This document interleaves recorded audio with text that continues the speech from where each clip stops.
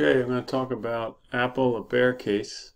I'm going to start with the monthly chart and go from there all the way down to intraday. Monthly chart, there's a few things I'd like to point out.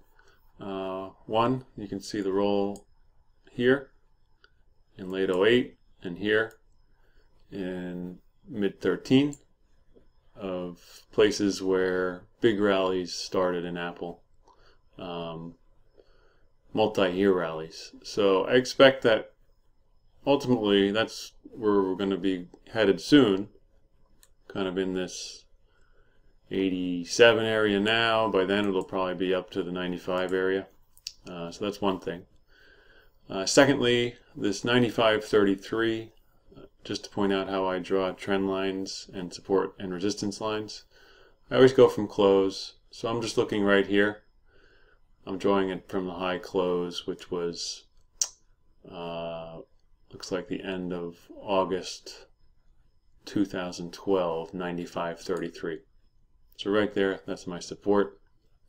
And this 105.99 is a little bit different, and you'll see later on. Well, you can see right here, well, in the next, when we look at the weekly chart, how it is also another thing. But right here, 105.99 is just a fib retrace. So if I went like this most recent 2-year rally or whatever it is, I like to look at 50%. I don't know, the other stuff is less meaningful for me, just for me. But right there, 95.33 area. It's a 50% retracement of that move that started in mid 13. And that level was pierced once, so we likely return there again on August 31st. Or I'm not sure which, whatever that day was, the crazy day when everything came apart. So I say the more things levels are, the better. Your odds are better, in my opinion. So if you have support and a moving average, awesome. If you have support, a moving average, and a Fibonacci level, even better. You know, if you have one thing, you can still use it, but it just has different odds, in my opinion. So those are the three things there. I mean, you could point out, you know, you can see how this 20-month moving average was not relevant recently. So it cut right through it. And it did so, as you can see here, when the monthly MACD was crossing over, which it is now, right here. And so you can argue breaks below this 20-month moving average could be shorted. Over here on the left, you have a weekly chart, and a couple things here. There's a flag. So again, I drew from this trend line. It's only 5 weeks, but you'll see it better on the daily. But I drew it from the week ending August 21st. So there's 105.76 to this close right here. Week ending September 4th, 109.27. So that's kind of the break you're looking for. You can see price has been reacting to that area. You know, you can make general observations. The down reactions towards that trend line have had a little bit more volume than the up moves away from it. As you can see, this alternating, but hence a flag. Here you can see that 105.99 that we talked about before. It looks like it also coincides with this January, week ending January 16 close, which was, look at that, 105.99. That's weird. Or maybe I drew that before. I can't claim weirdness there yet, but you get the point. And bearish weekly RSI and MACD. You can see negative below 50. So let's move over to the trade page and to get into a little bit more detail. here I'll just show you a couple other levels on this. This is the daily chart here. This is what I have up during the trading day. It's daily, hourly here, bottom left, 15-minute bottom middle, and 5-minute bottom right. I also have a 5-minute up here with the VWAP and the exponential. Looks like the 20 EMA. Same thing as down here, 5-minute, but I put the VWAP up. I tend to use it if stocks are really trending big time. I'll use it then, but I use this 5-minute on the bottom right a little bit more often. One other level here that's big to talk about is from the volume profile, which I have here. This profile kind of dates back to November 14. Pay attention here to this big volume node ranging from 112.08 to 115.07. I'm going to use this 115.07 and mark it on my TC 2000 chart because you can see it's relevant. Certainly if we're looking lower, it's an area of resistance. And if you're looking for an area where if you see buying and you're short and you want to get out, 115.07, watch it. I put it on here already. And you can see this profile. It also coincides with other daily closes, swings, and that sort of thing. And maybe this is probably the most interesting level, I guess, for now.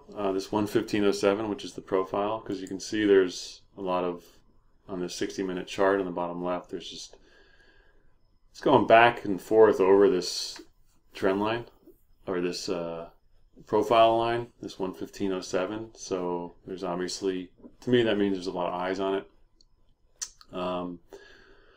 Ideally, stock opens 115 area, 115.50, that kind of thing. And you're looking for relative weakness intraday, and you'd look for it to move towards this trend line. Now remember, this is that weekly trend line. I mean, look on the daily. We drew this on the weekly. So yeah, it was from this, what day is that? August 21st close. And it just goes across. You can see these swing low closes from, what's that? 9-1. And then it just kind of bounces. You can see on the 60-minute those bounces. So you can see it's, to me that means it's relevant. I like my trend lines to be confirmed. You know, I'll draw one and then I'll kind of look back and forward to see if it was relevant. Like if I draw a trend line and there's price doesn't even go near the thing for months, I'm obviously drawing the wrong trend line. But you can see here it's tested once, twice, 3 times, traded towards there another 3 times, here, and here again on the 60-minute. The reason I'm pointing that out is because if you see a big break of this level on big volume, it's probably a good sign for shorts, and it's probably at that point longs are going to get nervous. So in that scenario, you could short this area, maybe say it's 114.75 to 115 if you see the relative weakness. Trades toward this area, be very aware of reversal here because it's done it, as I just mentioned, a number of times, and pay attention to how price acts around this trend line. But if you see a big bounce over here, you have to respect it and envision the possibility of a move back over that 115.07 and higher. This on the kind of the gap up scenario, this red 117.16 I drew, to me it's kind of this cup, but it's this 117.16 was the August 17th close. You can see that cup. I'm just being aware of this because this could also very easily be a reversal pattern. Who knows? Didn't seem so on Friday when the stock opened up above the 50 and closed below it with some acceleration in volume. But I'm mindful of it, so I put the level up there. If we get rocking above 117, this area, 117.16, and there's buying, it's going to the 200 day. That's it. You don't short that. So that's there as, it's kind of my red light or gauge as to how wrong I am at that point. So if we gapped up there, I definitely, look for I would definitely fade that under the right circumstances. The market was relatively weak, and if Apple was relatively weak to the market. But I'm going to be very aware that my stop will be no higher than 117.17. I'll tell you that much. I don't think that's going to happen, and I say that because the market obviously had a very tough week last week. And maybe this will be helpful to me. If the market caps up, I'm definitely surprised. I know that. But I would expect kind of maybe I'm hoping.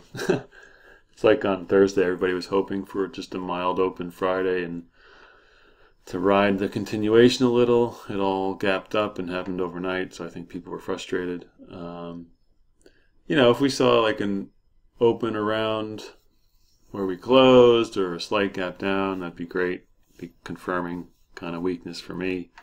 And the big home run really happens below. If you see real big moves below this, what's the support here? Right? I don't know, 112.40, something like that. If you start getting like cascading volume, selling volume, I mean, then it can really go. You can really hit a home run because you can have targets down here and 110, 108, and have the confidence or faith that this 100 level is going to become a magnet, and then you would just kind of look for a close below this trend line to confirm. And the other scenarios, big gap down. Obviously, I'm not going to short a big gap down in Apple because it could easily, if it gapped down in here, like 112, 111, something like that, then kind of all this bearishness that I'm talking about in the price action will have played out at the open. So, I mean, at that point, it would bounce back up and test the backside of this trend line. Maybe you could try there, but if we gap down below 112 and it's on heavy volume, and you get a really bearish 5 or 15, whatever you use, minute first bar, yeah, man, look to short and use that high of that bar you're using. Just be aware of whippage. And the thing about that is usually it pays to wait, to be honest, because the whip could easily happen, and it just seems to me that there's always a better setup, on the things that I rush into early in the morning, and you get whipped, and then you come back at 1 or 2 o'clock and you see this thing set up perfectly at 12 o'clock off of, the 15-minute, 20 SM, whatever. So just be patient. And also I'm always aware of Bollinger Bands in all time frames. You have the outside 60-minute Bollinger Band at 112. So this would be acting as short-term support. And if you're short already, it would be a good place to take profits. Okay, that sums up my bearish scenario for Apple, and we'll see how it plays out this week. And I wish everybody luck. Take care.